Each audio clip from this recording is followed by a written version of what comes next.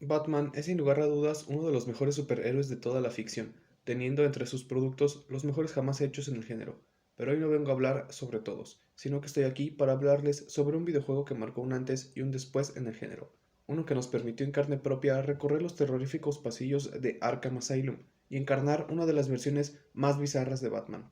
Así es, hablo de aquel mítico juego desarrollado por la legendaria Rocksteady Studios y que vio la luz el 3 de agosto de 2009. Batman Arkham Asylum. Estoy seguro que para ya aquel lejano 2009, probar este juego fue toda una sorpresa, ya que antes de esta joya fue lanzado Batman Lego, y lo más parecido que hubo fue el juego Batman Begins, basado en la película homónima de Christopher Nolan. Otros títulos no estaban ni cerca de llegar a la maestría lograda en Asylum. Incluso en esta época, al menos en el ámbito de los videojuegos de superhéroes, no había grandes exponentes. Todo esto sin contar a Spider-Man, con sus títulos como Spider-Man de PlayStation 1, el tan aclamado Spider-Man 2 basado en la segunda cinta de la trilogía de Sam Raimi, Ultimate Spider-Man y Web of Shadows. Aunque eran buenos juegos, ninguno posee la polidez, el detalle o la jugabilidad que Asylum nos ofreció. Claro que estos juegos del Hombre Araña me gustan, a todos les tengo un cariño especial por todas esas tardes de diversión que me regalaron en mi infancia, sobre todo el Web of Shadows, y otros apenas he podido jugarlos por el tema de los derechos de Spider-Man. Aún así, les guardo mucho cariño a estos títulos. Pero volviendo a Batman,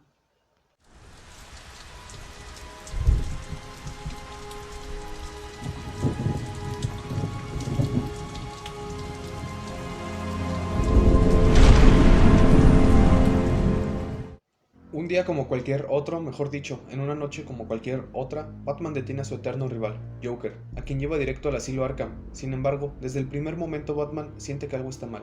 Su instinto le alerta que hay un motivo oculto detrás de esta captura tan sencilla, por lo que decide quedarse cerca del Joker. Sus sospechas son confirmadas cuando de un momento al otro Joker escapa con ayuda de Harley Quinn, provocando que el payaso se adueñe de la isla entera.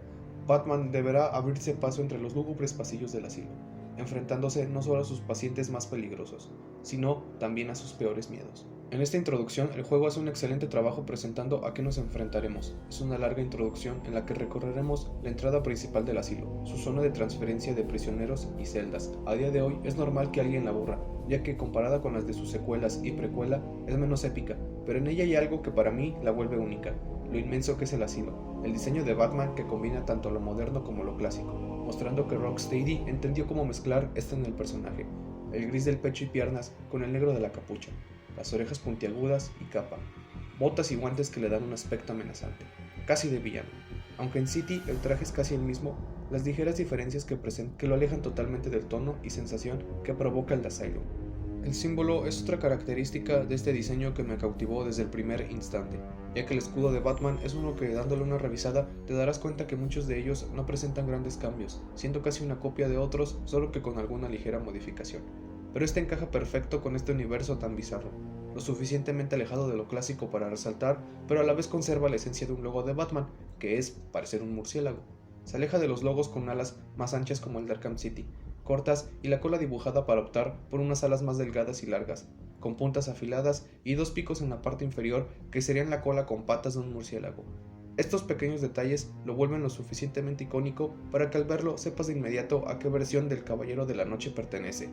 Por último, el blindaje, presente en sus antebrazos y espinillas, dan la idea de un Batman muy experimentado, con tanta experiencia que el único blindaje que necesita está en estas partes del cuerpo que a la hora de la batalla le dan flexibilidad, para poder combatir a los criminales de Gótica y cubrirse de objetos cortantes, golpes, etc. Además, ayudan para que no se vea ridículo si solo portase las botas y guantes sin nada más, le dan mayor presencia a Batman, culminando con su cinturón amarillo que le da un poco de color a su atuendo. Es por eso que para mí es la mezcla perfecta entre lo moderno y lo clásico, si a un diseño de Batman se refiere.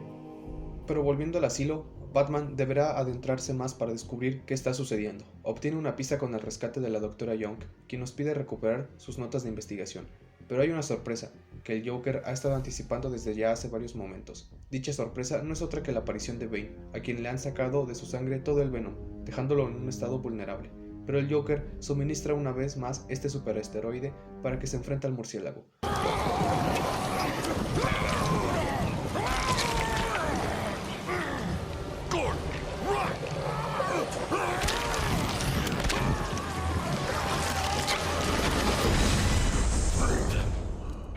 Batman derrota a Bane a duras penas con ayuda del Batimóvil. Bane expresa un odio hacia esta doctora, siendo otra pista para el mejor detective del mundo. Bane called Dr. Young Bruja. What does it mean? It's Spanish for witch. Abriéndose paso por el asilo y llegando a una baticueva de respaldo que tiene en la isla. Batman descubre que la Dra. Young ha estado trabajando en una fórmula más fuerte que el Venom que vuelve monstruosamente musculoso a Bane, el Titán. Sin embargo, no está perfeccionada, por eso el Joker busca las notas para finalizar el trabajo que le otorgará un ejército de Banes. Aunque ya habíamos tenido una batalla de jefe contra un secuaz con Titán, realmente no es una batalla, ya que no podremos defendernos. Y bueno, del espantapájaros hablaremos más adelante, ya que merece un espacio único en este video. Pero volviendo con Bane, es una pena que las mecánicas que caracterizan a esta batalla de jefe sean recicladas para los secuaces con Titán. Aunque Bane puede regenerar su vida si no cortas sus suministros de Venom y no puedes montarlo, prácticamente los matones Titán son Bane pero con ligeras diferencias, aunque su introducción cumple con las palabras de Joker, pues es una verdadera sorpresa verlo en Arkham, ya que no es un personaje que esperarías ver en un sitio como ese. El diseño de este personaje es uno de los que me fascinan del Arkhamverse, ya que normalmente tanto en su diseño original y en otros más conservadores es retratado como un luchador de la lucha libre. Su dispositivo de Venom es solamente una manguera que lleva la dosis desde su mano hasta el cerebro, pero aquí está por otros terrenos, ya que es inmensamente enorme, tanto que debe usar un exoesqueleto en su columna vertebral para que su propio peso no lo destruya. En la misma espalda se encuentra su suministro de Venom, que está más protegido que siendo solo una manguera. Su máscara nos acompaña en esencia con el diseño que posee, aunque con esta decisión me recuerda más a Juggernaut, personaje de Marvel. Sin embargo, sigue siendo bastante imponente. Cuando lo ves por primera vez, te haces preguntas como ¿cómo Batman pudo vencer a esta versión de Bane? Parecería virtualmente imposible vencerlo en un mano a mano. Por esto el diseño es simplemente brutal, cae casi en el body horror con esos músculos tan exagerados y la maquinaria que le suministra el esteroide. Pues Bane, sin este, es una persona extremadamente delgada, y la posición en la que cuelga fácilmente puede pasar por un relato de horror. Aunque como adaptación, peca de tratarlo como un descerebrado musculoso cuando fácilmente él pudo haber empezado toda la trama de este juego, ya que el Titán lo hicieron tomando como base su sangre con Venom. Además, ¿no sienten que el ataque de Bane contra Batman es gratuito? O sea, sé que es enemigo del murciélago, pero que el ataque es forzado, ya que tanto la trama como la narrativa es pobremente usado, solo usado para introducir una mecánica vulgarizada, añadiendo poco o casi nada a la aparición de Bane al juego. Incluso me atrevería a decir que si Bane no apareciese, no nos perderíamos de nada, y con un simple diálogo se podría explicar el cómo usaron a Bane para crear el Titán. Lo cual es lamentable, pues para muchos es considerado, y me incluyo entre ellos, como el verdadero némesis de Batman en vez del Joker, ya que Bane es un desafío tanto físico como mental para el Caballero de la Noche. No por nada figura entre los personajes que han sido capaces de ganarle en un combate mano a mano al murciélago. Tanto así que en la primera aparición de este villano pudo derrotar al héroe, rompiendo su espalda y espíritu. Bane pudo ser el villano principal de esta entrega, encajando mejor con el conflicto. Un Bane furioso por los experimentos llevados a cabo con él lo llena de un sentimiento de venganza, además de, claro, adueñarse de este nuevo superesteroide que le otorgará más fuerza de la que jamás ha imaginado, atacando el asilo para poder adueñarse del Titán. Dicho motín no solo le daría esto, sino que también podría crear al ejército más poderoso del mundo. Si un Bane es complicado de vencer, imagina 100 de ellos. Rocksteady prefirió una vertiente más segura al decantar por el Joker como villano del juego, pero a manera personal, Bane hubiese sido mejor. Además, hubiese sido una bonita referencia y adaptación al cómic Nightfall. En dicho cómic se presenta por primera vez lo que Bane significa para el murciélago, el desafío final, mientras que Joker es un villano que depende mucho de sus secuaces, de planificar con mucha antelación y es más un agente del caos. Bane podría enfrentar a Batman en un combate sin preparación y aún así derrotarlo. Ya sé que en Nightfall, Bane se encarga de agotar al murciélago antes de enfrentarlo, pero eso solo muestra más su inteligencia al comprender que para vencerlo más fácil hay que agotarlo. Uno no se mete a peleas que sabe que no puede ganar. Afortunadamente, Warner Montreal le hizo justicia a este personaje en su versión de Arkham Origins, porque en Arkham City tuvo una participación lamentable y Knight brilla por su ausencia. Entrándose más en el asilo, Batman encontrará las notas de la Dra. Young para finalmente destruirlas. Sin embargo, la doctora corre peligro, pues ha sido secuestrada por Zsasz, quien atenta contra su vida. Batman logra salvarla para posteriormente pedirle ayuda con esta crisis, pero muere por una bomba plantada en una caja fuerte.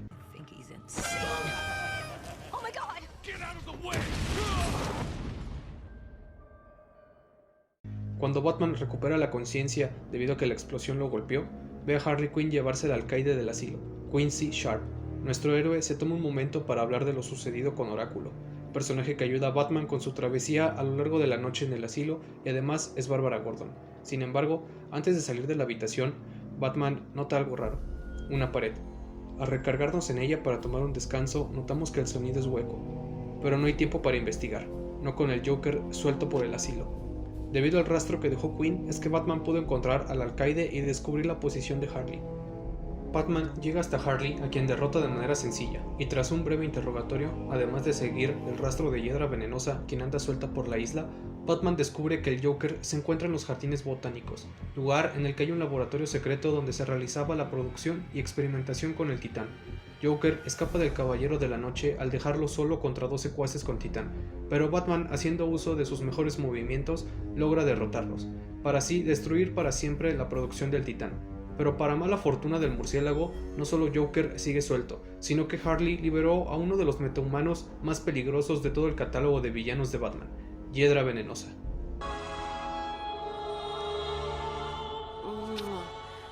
La bella Harley Quinn, antes conocida como la doctora Harleen Quinzel, es otro de los supercriminales más peligrosos del catálogo de Batman y del cuadro de los más buscados de Gótica.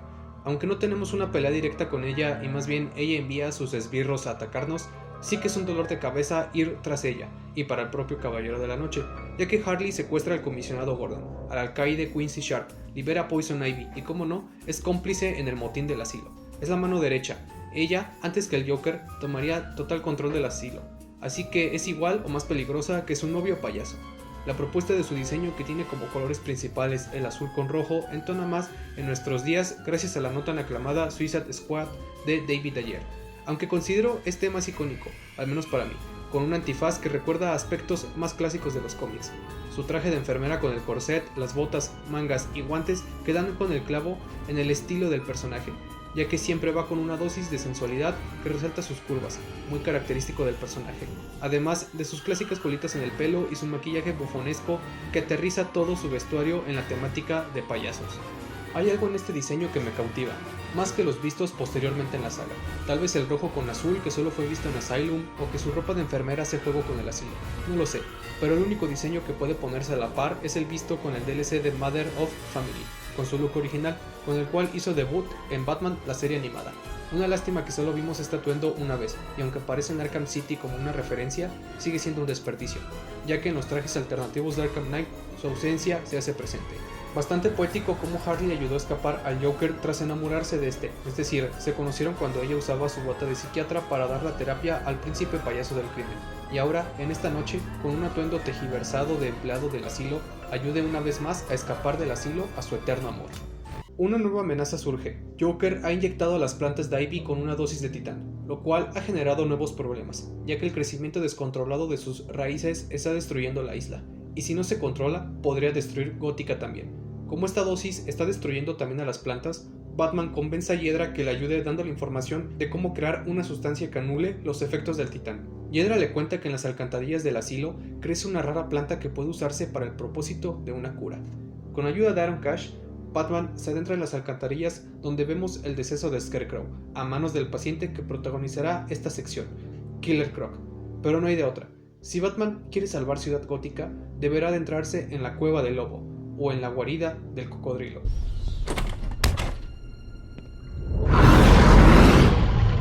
I will find you. Rip your flesh like paper. Quien se hará presente en las sucias aguas de la cinta. Nos atacará de manera aleatoria mientras nos movemos por las tablas. La manera de alejarlo es lanzando un batarang a su collar para que reciba una descarga que lo tumbará por unos minutos que nos servirán para movernos más deprisa por la alcantarilla. Lo aterrador de esta sección es que nos deberemos mover lentamente o Killer Croc acabará con nosotros. Aunque si esto pasa, nos dejará con una pantalla de Game Over épica, como todas las demás si llegamos a morir en algún punto del juego. El fondo negro con la luz cenital da un toque cinematográfico. Al verlas, genuinamente creo que estas podrían ser el plano perfecto que representa el final de la cruzada del Caballero de la Noche.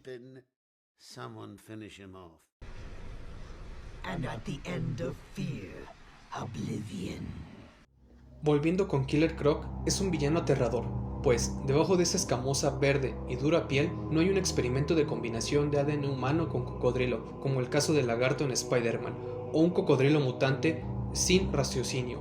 No, es solo un humano con una malformación genética que le otorga esta condición.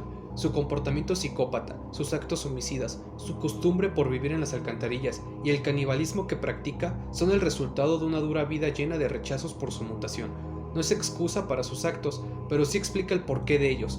Una vez más, el rechazo social creando monstruos. Por eso es tan aterrador, porque sigue siendo, muy en el fondo, sigue siendo una persona, un humano, aunque de humanidad le queda poco. Esta sección en la alcantarilla tiene poca interacción directa con Killer Croc. Realmente nunca entras en un combate contra él, pero esa limitada interacción que tendrás genera una tensión inmensurable. Pero eso la vuelve tan icónica como las de Scarecrow, de quien no me he olvidado. Pese a jugar varias veces este juego, esta sección me sigue poniendo bastante tenso, pues aparece por delante o detrás tuyo. A veces no será tan evidente, saliendo, pero no lo verás porque estará doblando la esquina o escondido tras una barrera. La música intensifica la adrenalina de estos momentos tan intensos, ya que ante la ausencia de Croc, la paz se hace presente. La tranquilidad abunda aunque estés en la alcantarilla, pero lo sabes. Sabes que en cualquier momento, en cualquier lugar, puede emerger este monstruo. Su diseño en una palabra, monstruoso, es un titán que desde el primer segundo que es presentado te causa asombro, pues en él no queda ningún rasgo humano, y lo más aterrador es que es un depredador, ya que capta tu esencia. Teniendo esta información, para Croc es bastante fácil deshacerse de sus objetivos.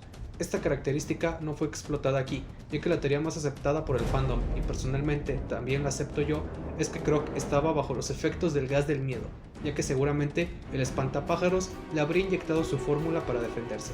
Por eso el comportamiento tan errático de Killer Croc. Lamentablemente en ningún juego fue explotada, ni siquiera en Origins, City o Night. En este último, el diseño de Croc justificaría el por qué en Origins era diferente, ya que conforme va envejeciendo, su piel se endurece aún más, además de aumentar significativamente de tamaño. Hasta cierto punto es un villano trágico y una víctima de las circunstancias, pues en ningún momento se menciona que hayan tratado de ayudarlo con esta mutación. Sin embargo, sus actos criminales, como dije antes, no tienen justificación alguna.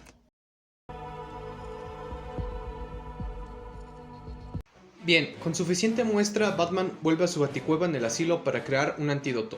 Deberá darse prisa, pues ahora toda la isla está comprometida. Las raíces de las plantas de Ivy se alzan tan alto como la torre de reloj de la mansión. Una serie de vainas mortales que lanzan esporas explosivas han emergido, tan peligrosas que podrían matar a un humano. Afortunadamente, el traje del murciélago tiene un blindaje que lo protege. Batman llegará hasta la guarida de Ivy, quien interrumpirá que Batman inyecte la cura en las plantas, ya que Hiedra se ha dado cuenta que el titán no las lastima, sino que todo lo contrario, las ayuda para ser más fuertes. Esto provoca que Batman y Hiedra entren en un combate, pues con este nuevo poder adquirido, Hiedra podría finalmente destruir a Gótica y a toda la humanidad. En esta batalla de jefe tendremos una interacción directa contra Hiedra, quien se resguarda en una planta gigantesca, la cual ocasionalmente lanzará esporas explosivas como las vainas que abundan por la isla. Además tendremos que estar en constante movimiento, ya que una parte de la arena será llenada con espinas. También nos enfrentaremos a guardias de seguridad de Arkham, a quienes les ha lavado el cerebro Poison Ivy. Para vencerla habrá que lanzarle un Batarang cuando ésta abra la cápsula que la protege. Solo en esta brecha podremos dañarla, para culminar con una explosión del gel explosivo que la incapacitará.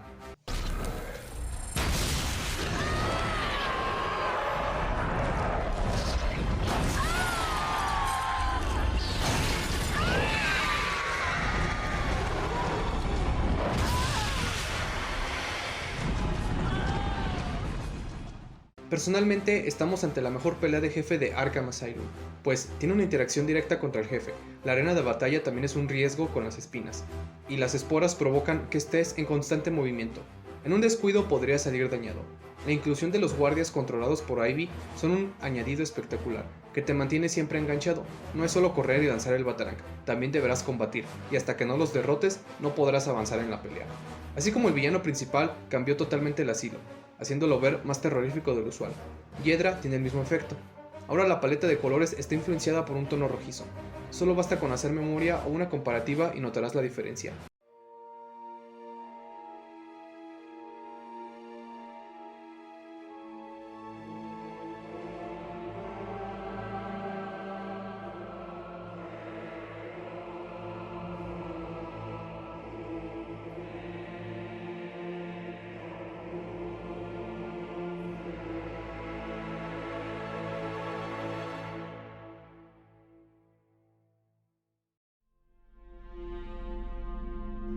rojo es un color más acorde a la representación de la violencia, palabra que va muy bien con Hiedra, quien como villano tiene hasta cierto punto una motivación noble, la protección de la vida vegetal. Pero su motivación está manchada de sangre al saber que la manera en cómo planea hacerlo es acabando con la vida humana para lograr su cometido, lo cual abre al debate, pues ahora estos seres, aunque inmóviles hasta cierto punto, que no hablan ni piensan, son organismos tan o más complejos que los humanos, teniendo estrategias de supervivencia muy elaboradas, como ante la presencia de cloruro de sodio, algunas plantas crean semillas para reproducirse, otras lo almacenan en cristales en su interior, otras lo toleran. Además, se sabe que las plantas no sienten dolor, es verdad, pues según el doctor Ulises Rosas de la UNAM, nos dice que para sentirlo, debemos tener una masa encefálica y un sistema nervioso central. Las plantas no poseen eso, pero sin duda saben identificar cuando tienen una lesión y responden ante ella. Lo que les contaré está muy resumido para no alargar de más el video, pero si gustan pueden leer el artículo de donde saqué la información para que ustedes lo comprueben. En este experimento se demostró que las plantas emiten sonidos parecidos a los que hacen las palomitas de maíz al cocinarse. Esto al pasar largos días sin agua. Dichos sonidos son inaudibles para el humano. Aunque estos sonidos no son gritos, pues no poseen aparatos fonaderos ni cuerdas vocales, estos son por un fenómeno físico llamado cavitación. Incluso, dependiendo de la especie de planta o del estrés que experimentan, el sonido será diferente. Al final del artículo, Ulises menciona que, en el sonido está el mensaje. Con todo esto me refiero a que las plantas tienen tanto derecho a la vida como nosotros o como cualquier otro organismo en la Tierra. Ivy está consciente de esto. El humano opta por antropocentrismo a la hora de realizar sus actividades económicas, sin importarle a quienes se lleven el camino, incluso si eso significa llevarse a otros humanos. Hiedra decide representar a las plantas para procurar su bienestar, pero de una manera bastante radical, pues al final no debe perder su papel de villana, pero sería chido que en alguna historia de Batman tenga una postura más neutra. Si existe alguna, me gustaría que la dejen en comentarios. Volviendo con el juego, tal vez el único problema de la post-fight sea que Ivy crea una brecha para atacarla, pues ella realmente no tiene la necesidad de hacer esto. Desde la propuesta de la pelea ya vemos una presentación increíble, ya que al entrar a los jardines botánicos una raíz gigante nos indicará el camino que debemos seguir para llegar hasta Poison Ivy, y el rastro de flores que deja son una invitación a la pelea, pero casi una invitación romántica que una vez más, al igual que con Harley, no deja de lado el aspecto atractivo del personaje. No olvidemos que para controlar a las personas ella debe besarlas. Al final, Batman la derrota, y aunque la volveríamos a ver en Arkham City y en Arkham Knight, solo en Asylum tendría un rol de villano, ya que en City ayuda a Gatúbela con su plan, y en Knight tiene un papel heroico donde salva a sus plantas. Con ese verde radioactivo, las raíces que cubren su cuerpo, el pelo rojo peinado hacia atrás que le da un aura imponente, la ropa, que solamente es una chaqueta de Arkham, hace que le dé un diseño increíble, aunque personalmente prefiero el de Arkham Knight.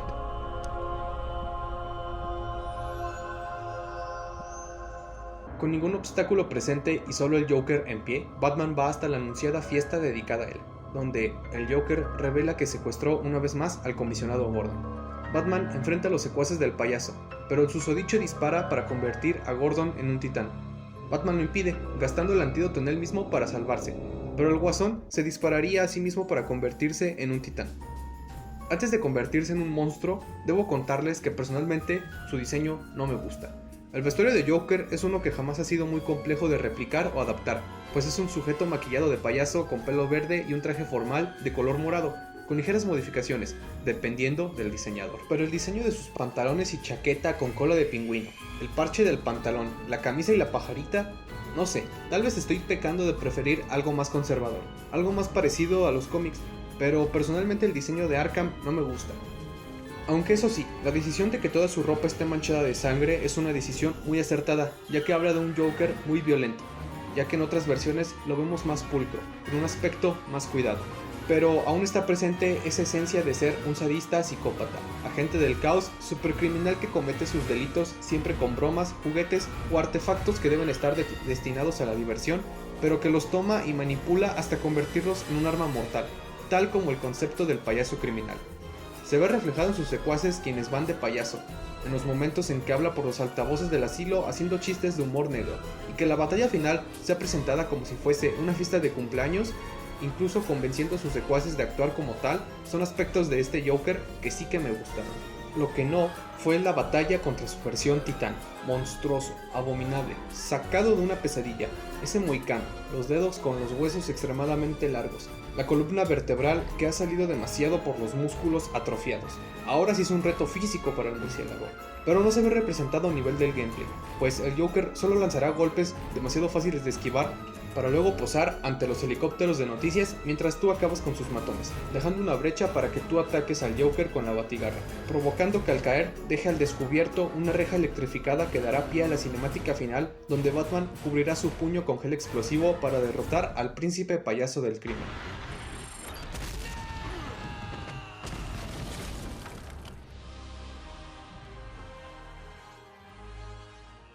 Este plano es lo único que salva esta boss fight junto con el diseño del Joker. Esta batalla es la peor del juego, pero siendo justos, este juego se hizo con menos de 60 personas, un equipo bastante pequeño, pero que aún así creó esta joya del mundo de los videojuegos. El asilo vuelve a manos de Gótica, los pacientes son puestos en custodia, y el Caballero de la Noche vuelve una vez más a la ciudad para, de nuevo, salvarla de los ahora libres supervillanos que se han fugado con el motín.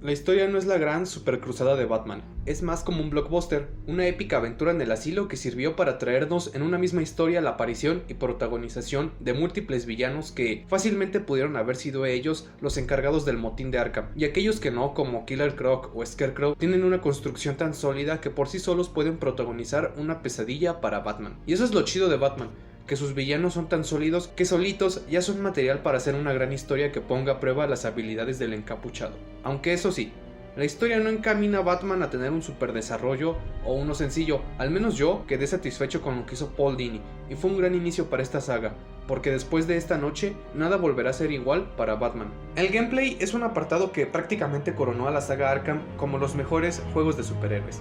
El sistema de combate a simple vista es sencillo, con dos botones, el de ataque y contraataque. Sin embargo, a eso debes sumarle el botón de aturdimiento con capa necesario para ciertos enemigos, el esquive para moverte por el campo de batalla sin perder el combo, la eliminación instantánea, la golpiza en el suelo y el lanzamiento, además de lanzar un Batarang que los deja en el suelo y la batigarra que toma a varios enemigos al mismo tiempo. Junto con las vistosas y variadas animaciones, dan la sensación que realmente estás encarnando a Batman. El obtener un combo más elevado permite que te muevas de un lado al otro de la habitación, volviendo el combate muy dinámico. Al perder el combo provoca que este dinamismo también se pierda. El juego te incita a mantener este combo elevado, ya que los movimientos especiales solamente pueden ser usados al llegar a cierta cantidad de golpes, así que deberás esforzarte para mantener un combo fluido, pero todo esto sin perder el estilo. El apartado de sigilo es, estoy seguro, el favorito de muchos y también el mío, lo que caracteriza al murciélago. Además de su brutal manera de pelear, es como puede deshacerse de múltiples enemigos mientras está en la sombra. Con ayuda de tus gadgets, eliminaciones sigilosas, dejarlos colgados en gárgolas, entre otras herramientas, te permiten acabar con ellos de manera muy fácil, ya que estos están armados y con simplemente accionar el gatillo podrían acabar contigo. La combinación de todas estas herramientas te vuelven el verdadero depredador nocturno. El sonido que emiten los collares de los enemigos cuando acabas con ellos hace que no te puedas esconder totalmente, manteniéndote en constante movimiento, acabándolos de maneras distintas a todos. El límite aquí es tu creatividad para terminar con ellos. Las medallas de desafío obligan al jugador a pasar estos niveles bajo ciertas condiciones, haciendo que tengas más propósito que solo eliminarlos a todos en el menor tiempo posible, ya que esa es otra: si no cumples las medallas de desafío, no se guarda el tiempo en el que los eliminaste. Y en cuanto a las secciones de combate, también lo debes hacer con el mayor puntaje posible, y para esto hay que encadenar múltiples movimientos especiales sin perder el combo. A comparación de sus secuelas, este es el Batman más lento de todos. Se siente como un tanque, pero por sí solo es bastante fluido en sus dos modos de juego. Tal vez sí se siente un poco tosco, pero el combate y el modo depredador de este juego tiene algo que me provoca una enorme satisfacción. Como dije, en sus secuelas sería más fluido en el sigilo y en combate. El sonido que hace al eliminar a los enemigos es como si se rompiesen los huesos de los matones, y un sonido bajo de un trueno.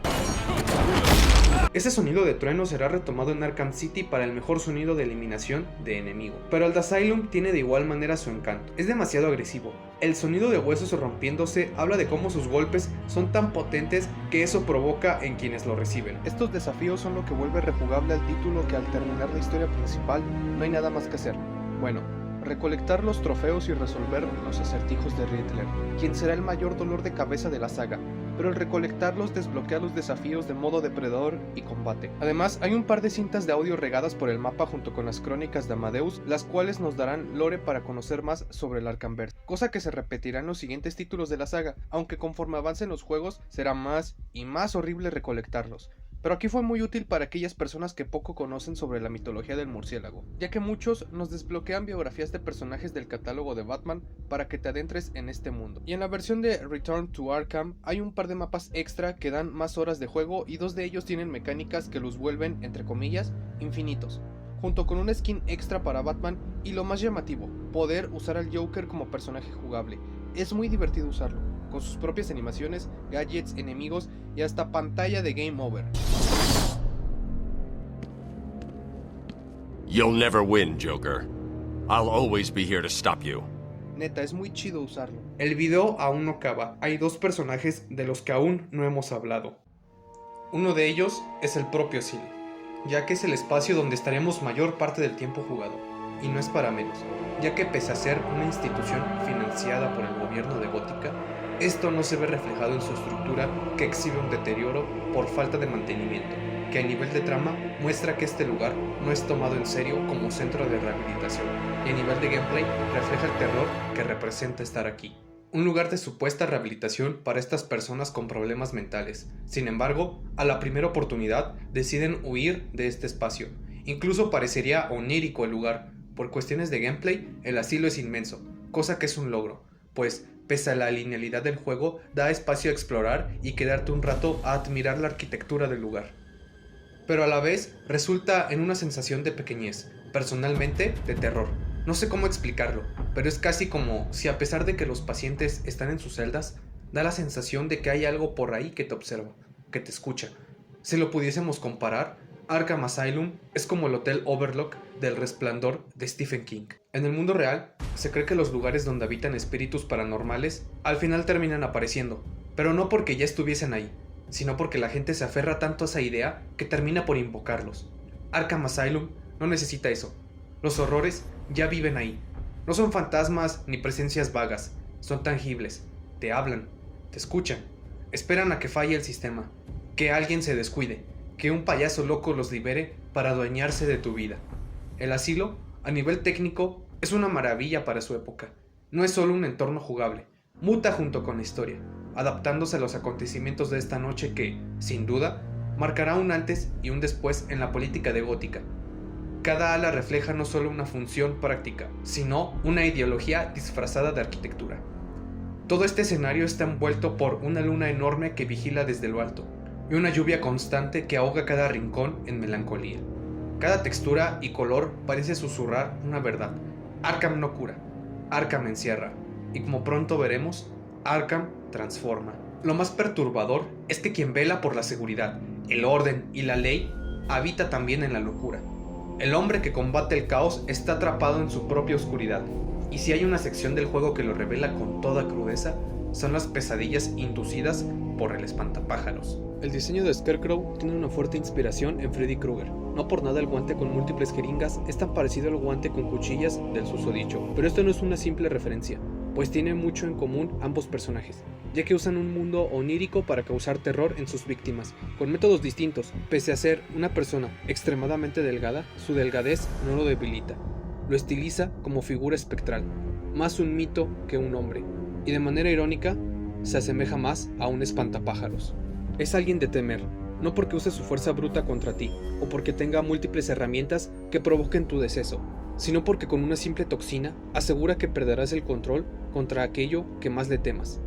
Su poderío se refleja con los niveles de pesadilla, donde sus ojos se iluminan de un brillante amarillo que representa su poder. Un villano tan o más aterrador que cualquier otro del catálogo de Batman. En el juego experimentaremos las alucinaciones que tiene Batman, las cuales son inducidas por el espantapájaros. Anteriormente dije que la historia no ahondaba mucho en el desarrollo o profundidad de Batman como personaje. Bueno, en estas pesadillas sí hay dicha exploración, y a nivel pragmático funcionan para que aquellos que poco conocen del personaje tengan conocimiento del acontecimiento que marcó y, lo más importante, los aspectos más oscuros del personaje. Estas pesadillas son provocadas cuando Batman es expuesto al gas del miedo. Nos enfrentaremos a 3. El gameplay es muy, entre comillas, simple. Deberás llegar del punto A al punto B para terminar con la pesadilla resistiendo el efecto de la toxina, pero cada nivel tendrá distintos obstáculos que superar. No solo habrá que evitar que Scarecrow nos atrape, sino que en niveles más avanzados tendremos que enfrentarnos a matones con sus propias skins. Gran detalle, la verdad. Cada una de estas pesadillas toma 3 pilares de la personalidad de Batman que lo vuelven uno de los personajes más interesantes de todo el catálogo de DC, incluso de los superhéroes en general. La primera pesadilla es presentada de gran manera. El asilo, una vez más, se transforma. Lo representa el naranja que influye en la paleta de colores, los insectos que recorren las paredes, el plano nadir que en el lenguaje cinematográfico representa que algo malo está a punto de suceder o algo malo ya está sucediendo. Hasta los ojos de Batman adquieren un brillante color naranja. Vemos a Jim Gordon, quien al parecer ha muerto. Intentamos comunicárselo a Oráculo, pero la llamada no se lleva a cabo. Batman se muestra triste, pues ha fallado en salvar su vida, quien en este punto de la historia aún sigue secuestrado por Harley. De un momento al otro, nos damos cuenta que ya no estamos en el asilo que conocemos, sino en una retorcida versión, más de lo que es inherentemente. Al vencer a Scarecrow, volvemos a la realidad, y aquí entra uno de los pilares de la personalidad del murciélago, el miedo a fallar. Esta pesadilla representa eso, el miedo que Batman tiene cada noche al salir a detener a esos supervillanos que amenazan con la vida de los habitantes de Gótica. No solo de protegerlos a ellos, sino también a sus seres queridos, pues trabajar con Jim Gordon lo pone en riesgo constante, ya que es un aliado clave en su cruzada, pero no solo tiene miedo a fallar por esto, sino porque hubo una noche que lo marcó, más que cualquier otra noche en la que Bruce Wayne aún ni siquiera pensaba en algo más que no fuese pasar una noche divertida con sus padres en el cine. Hablo de la fatídica noche en la que perdió su mundo y jamás volvió a ser el mismo. Fallar como Batman esta noche y dejar que el Joker se apodere del Titán significa que allá en Gótica no habrá alguien que detenga al asaltante que podría arrebatar el mundo de otro niño. La segunda pesadilla se presenta de manera similar, con nuestro protagonista inhalando la toxina del miedo que lo lleva a otro viaje por su psique. De pronto comienza a llover dentro de la mansión Arkham. Inexplicablemente aparecen ráfagas de viento, se oscurece, el pasillo se vuelve infinito, nos lleva por un camino desconocido, hasta que vemos un cartel nomenclador en el que se lee Callejón del Crimen. Ese fue el lugar donde un individuo a mano armada asaltó a los padres de Bruce Wayne y terminó con sus vidas, excepto con la del pequeño Bruce. Sin saberlo, esa noche no volvería a ser el mismo. Algunos dicen que esa noche no murieron 2 personas, sino 3, y nació un nuevo ser, uno que algunos no consideran humano. Escuchemos la conversación que tuvo el comisionado con otro policía, en la que poca empatía le tuvieron al pequeño Bruce. Siendo el heredero de la fortuna Wayne, nada le faltaría, pero Gordon tiene otro punto de vista. Ni todo el dinero del mundo puede sanar la herida que tiene ahora el joven Bruce. Aquí conocemos el miedo que tiene Bruce a revivir esa noche, pues sabe que en este trabajo todos los involucrados pueden terminar como sus padres aquella noche. Que se repita es algo que jamás podría soportar. Su miedo es perder a sus seres queridos. Jamás fue el mismo después de eso. Comenzó su cruzada contra el crimen de Gótica, en búsqueda de venganza contra los criminales de la ciudad, pues fue eso lo que le quitó a sus padres. Es ahí cuando Batman nació como aquel que busca acabar con gente como la que le quitó a sus padres. Un viaje en busca de venganza. Sin embargo, es sabido que un hombre que sale todas las noches vestido de murciélago para infundir miedo en los criminales de la ciudad no es alguien que esté totalmente cuerdo, por no decir que está totalmente loco. Y eso es lo que explora la tercera y última pesadilla de Scarecrow. De pronto, el juego parece que se ha quebrado, y salta una cinemática en la que observamos el inicio del juego. A primera vista pareciese que el juego ha fallado, se ha reiniciado, pero no, la batiseñal es diferente. Quienes van en el batimóvil siguen siendo Joker y Batman, pero ahora el rol ha cambiado, ya que es el payaso quien lleva al murciélago al asilo. Aquí los roles de todos se han invertido. Los pacientes del asilo han tomado el control, encerrando a aquellos que trabajan en el lugar. Pero lo importante es que al llegar a la revisión de paciente, Batman exige que lo dejen salir, pero la respuesta del Joker es la muerte.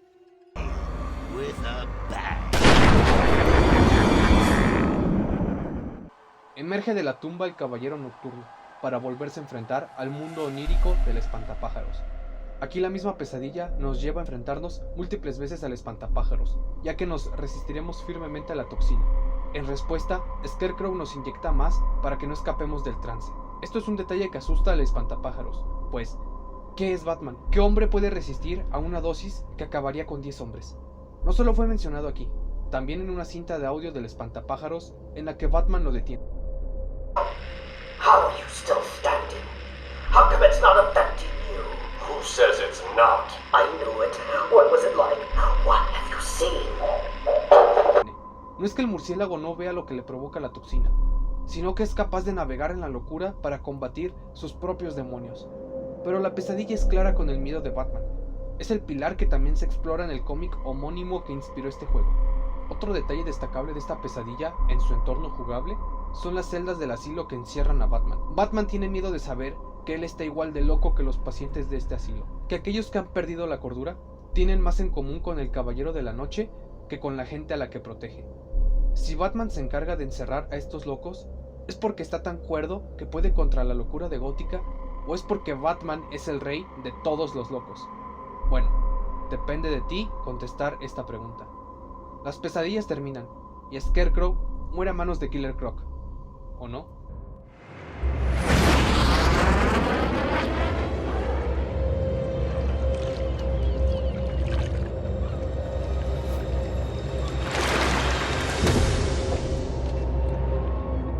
Al final el juego fue muy revolucionario. El entorno cambiante, el popurrí de villanos que enfrentamos, también el cambio de Batman a quien se le desgasta el traje conforme avanza en la noche, el sistema de combate bien pulido, soundtrack, arte del juego, etc.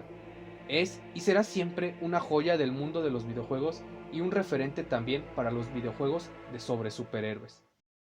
Batman no pudo evitarlo. Cuando fue el motín del Joker, se dio cuenta de una pared hueca. Tal vez con el gel explosivo también pueda destruir esta pared. Wake up, Mr. Wayne. We have much to discuss. Strange? You won't get away with this. I already have. Al lograrlo, Batman encuentra una habitación, una que tiene fotos de Ciudad Gótica, pero ¿por qué la ciudad está bajo el nombre de Arkham?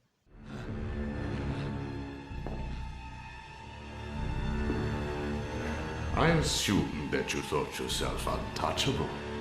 Well, as you can see, no one is untouchable.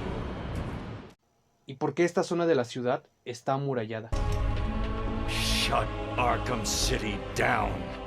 It's out of control. Shut it down. By the end of tonight, I will be a hero, just like you. Batman.